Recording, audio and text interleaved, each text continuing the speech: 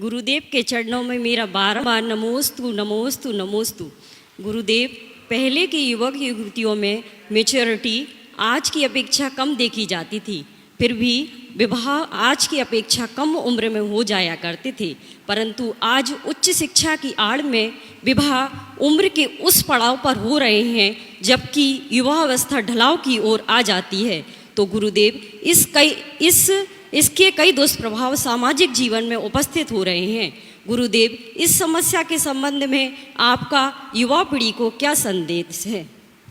मैंने अनेक बार इस विषय में प्रकाश डाला है। विवाह के संदर्भ में आजकल काफी विलंब होने लगा है और एक बात और देखने में आ रहा है, केवल विवाह नहीं हो रहा, बाकी सब कुछ हो रहा है। ये भी बात है लेकिन सच है। हमारे शास्त्रों के अनुसार यौवन से परिपूर्ण होते ही विवाह के बंधन में बंधना चाहिए।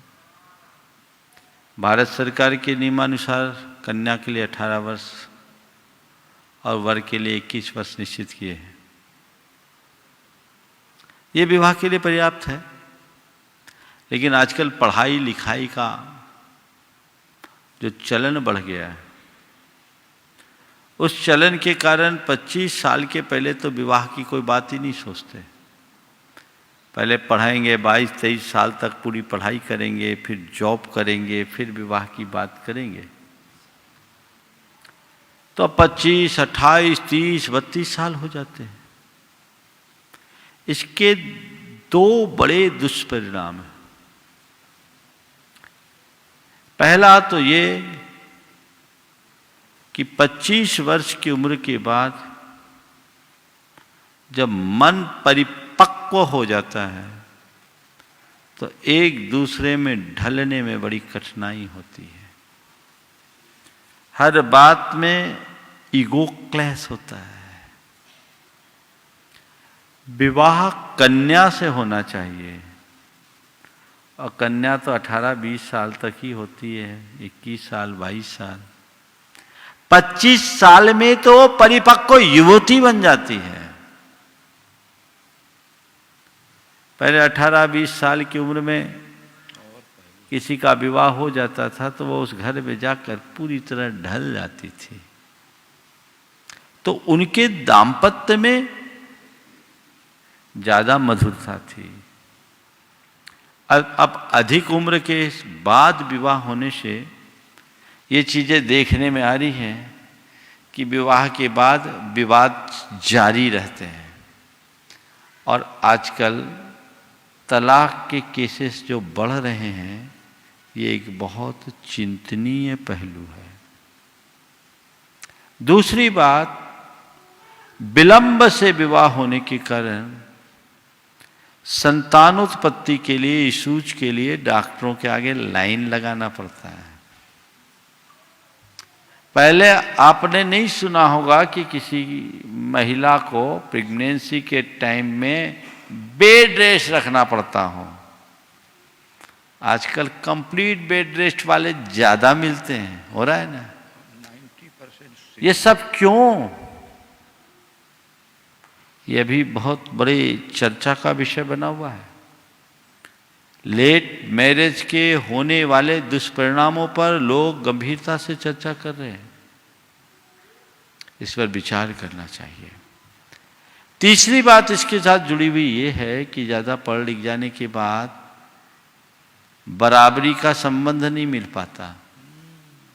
मेरे संपर्क में ऐसे कई बड़े घराने के लोग हैं जिनके घर की बेटियां और कुछ के बेटे 34-34 साल के हो गए हैं, लेकिन उनके लायक लड़का नहीं मिल रहा है, क्योंकि इतना पढ़ा दिया है कि अब उसे समझा पाना भी मुश्किल है।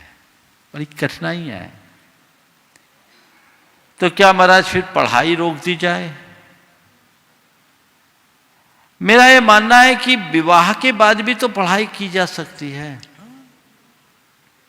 आज के समय का एक जो गंदा चित्र है जिस पर आज के लोगों को बहुत कम पता है।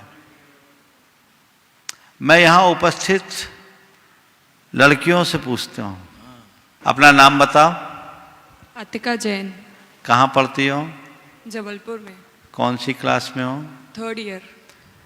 अच्छा, जो मैं बोलूं बिल्कुल बिना संकोच के बोलना। ये बताओ, तुम्हारे साथ पढ़ने वाली कितनी लड़कियां हैं जिनको तुम सही सलामत मानोगे?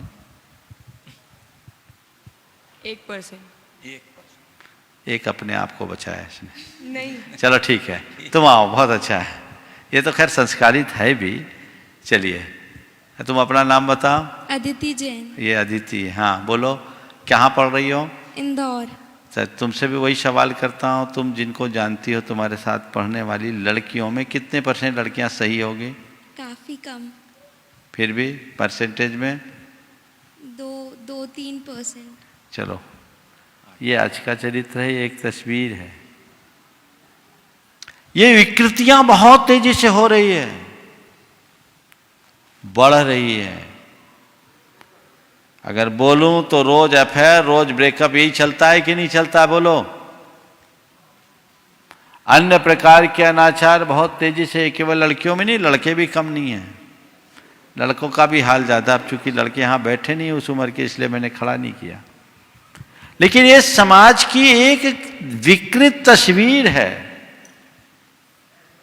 तो एक दिन गुरुदेव ने कहा था, जो मुझे बहुत अच्छी लगी, कि 12वीं होते ही विवाह कर दो और आगे की पढ़ाई विवाह के बाद जारी रखो, कभी कुछ गड़बड़ी नहीं होगी। और ऐसा हो सकता है, इसी कंडीशन के साथ विवाह होना चाहिए। मैं ऐसे अनेक महिलाओं को जानता हूं जिन्होंने विवाह के उपरांत ग्रेजुएशन किया, LLB किया, हाई कोर्ट की जज बनी, डॉक्टर विमला जी अब रिटायर हो गई, IAS बनी विवाह के बाद, सारी पढ़ाई की विवाह के बाद। तो ये घर परिवार में भी ऐसा वातावरण मिलना चाहिए कि अगर किसी का विवाह हो गया है तो भी उसे पढ़ाई का अवसर दिया जा सके। मैं मानता हूं मेरी बात को, लोग बहुत पीछे की बात कहेंगे, हो सकता है कुछ लोग उल्टे पुल्टे कमेंट भी करें, लेकिन मुझे लगता है कि यही समय है यौवन अवस्था में यौवन संबंधी जो फीलिंग्स है वो आती हैं, इच्छाएं भावनाएं पनपती हैं, और जब उसकी पूर्ति नहीं हो पाती तो व्यक्ति कहीं न कहीं भटकता है। यदि ऐसे समय में विवाह की व्यवस्था हो जाए और अपने जीवन को बनाने के लिए आगे पढ़ाई लिखाई की व्यवस्था की जाए, तो मैं समझता हूं इसमें चरित्र भी सुरक्षित रहेगा और भविष्य भी। आज लोग केवल भविष्य की सुरक्षा की बात करते हैं, चरित्र को क्यों भुला के रखे हैं? हमें चरित्र को सुरक्षित रखना है, भविष्य अपने आप सुरक्षित होगा।